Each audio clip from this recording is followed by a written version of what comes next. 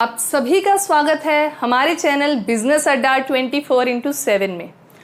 हमने बात की है अपनी लास्ट वीडियो में फाइनेंशियल मैनेजमेंट के बारे में। मैंने आपको बताया था उस वीडियो में कि 3 क्वेश्चंस अराइज होते हैं और उन्हीं के बेसिस पे फर्दर 3 डिसीजंस भी हैं। उसमें से फर्स्ट डिसीजन जो कि है इन्वेस्टमेंट डिसीजन, हम उसकी बात करने वाले हैं। इन्वेस्टमेंट डिसीजन क्या कहता है? How the funds are involve in different assets, कि हमारे पास जो डिफरेंट एसेट्स होंगी हम उनमें फंड्स कैसे इन्वॉल्व करेंगे, that they are able to earn the highest possible return for the investor. Investor कौन है? इन्वेस्टर जिसने पैसा इन्वेस्ट किया है हमारे कंपनी में, हमारी ऑर्गेनाइजेशन में। इन्वेस्टर को चाहिए रिटर्न, ठीक है। अब रिटर्न क्या होते हैं? रिटर्न समझते हो? रिटर्न जो आपका प्रॉफिट होता है ना, वो भी आपका एक तरीके से रिटर्न होता है, ठीक है। या फिर आप शेयर्स खरीदते हो तो आपको जो डिविडेंड मिलता है, ठीक है, वो भी रिटर्न है। डिफरेंट चीजें जो है ना, डिफरेंट तरीके से आपके लिए रिटर्न लेके आती हैं। देखिए, आप कोई भी काम करते हो तो रिटर्न में आपको कुछ ना कुछ आता है ना, तो ये भी यही है। हमने ये बताना है कि कैसे अलग अलग एसेट्स में हम लोग फंड्स इन्वॉल्व करें कि हमें अच्छे से अच्छा रिटर्न मिले। देखिए, हमारे पास एक टाइम पे बहुत सारे ऑप्शंस होते हैं, ठीक है। मेरी कंपनी है, मेरे सामने 2-3 प्रोजेक्ट्स हैं। अब मुझे ये देखना, देखिए मैं सेम टाइम पे दोनों तीनों में जो है फंड्स इन्वॉल्व नहीं कर सकती। मैं सिर्फ एक ही असाइनमेंट इस टाइम उठा सकती हूँ, एक ही प्रोजेक्ट पे काम कर सकती हूँ। तो मुझे ये फाइंड आउट करना है कि वो एक प्रोजेक्ट कौन सा होगा जिसमें मैं फंड्स इन्वेस्ट करूं।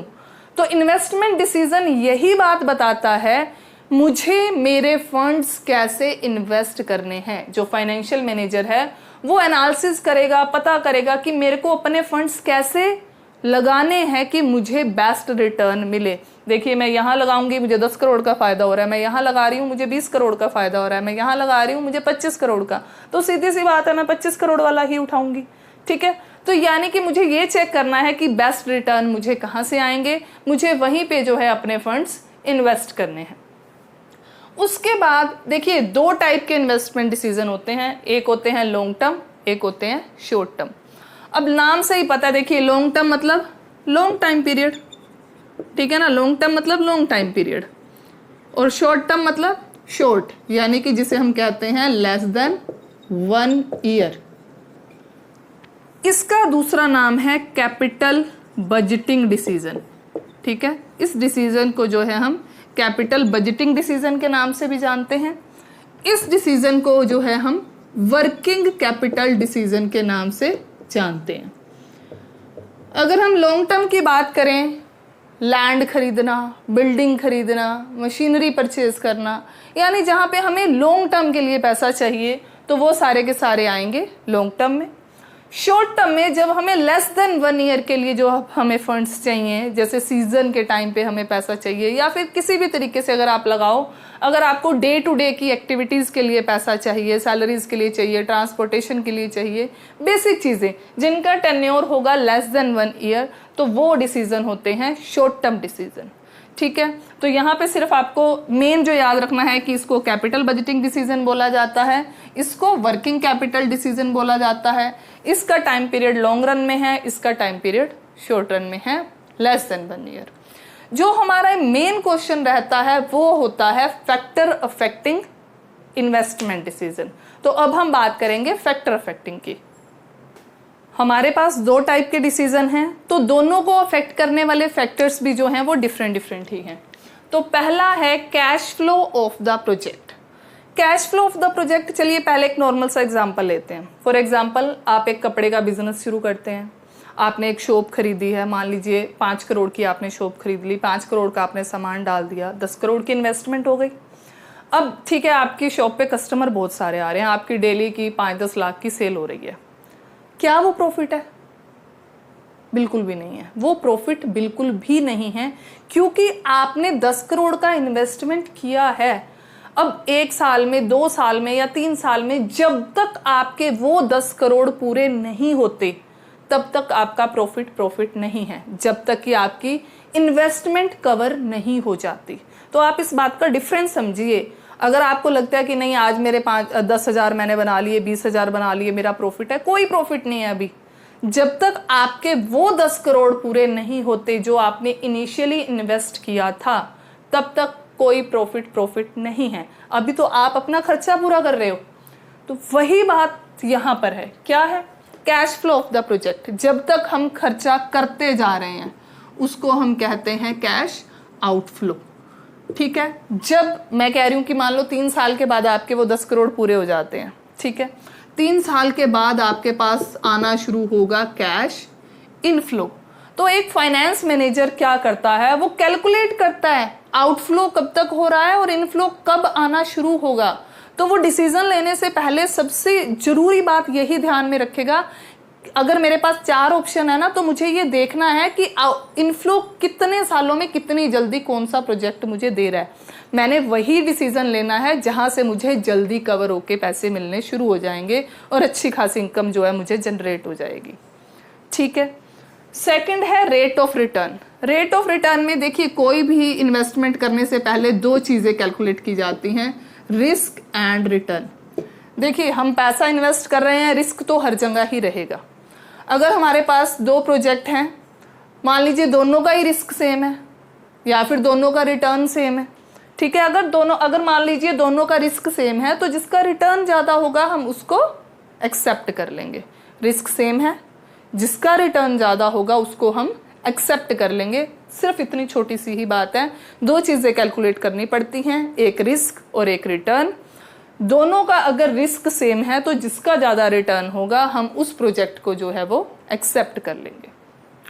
Then the third one is investment criteria involved. Investment criteria क्या है? यहाँ पे सिर्फ आपने बेसिक चीज़ें याद रखनी है। मेरे कितने फंड्स इन्वॉल्व्ड हैं, ठीक है, मेरा रेट ऑफ रिटर्न क्या है, मेरा रेट ऑफ इंटरेस्ट क्या है, कि मेरे को ये चीज़ें ध्यान में रखनी है कि मेरे कितने पैसे लग गए, कितना मुझे इंटरेस्ट पड़ रहा है, अगर मैंने कहीं से ले रखा है, उधार ले रखा है, तो मुझे क्या ब्याज पड़ रही है, क्या मुझे रिटर्न आएगा, कितने % मुझे रिटर्न आएगा। मुझे ये सारी बातें ध्यान में रखनी है अपना पैसा इन्वेस्ट करने से पहले।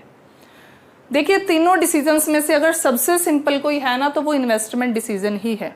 आई थिंक आपको ये क्लियर हो गया होगा। लॉन्ग टर्म में 3 ही बातें हैं, कैश फ्लो जिसमें आप कैश इनफ्लो और कैश आउटफ्लो बताने वाले हो, रेट ऑफ रिटर्न जिसमें आप रिस्क और रिटर्न बताने वाले हो, इन्वेस्टमेंट क्राइटेरिया इन्वॉल्व में क्या है, कितने फंड्स इन्वॉल्व हो रहे हैं, क्या रेट ऑफ रिटर्न है, क्या रेट ऑफ इंटरेस्ट है, ऐसी बातें जो है हमें ध्यान में रखनी होती हैं।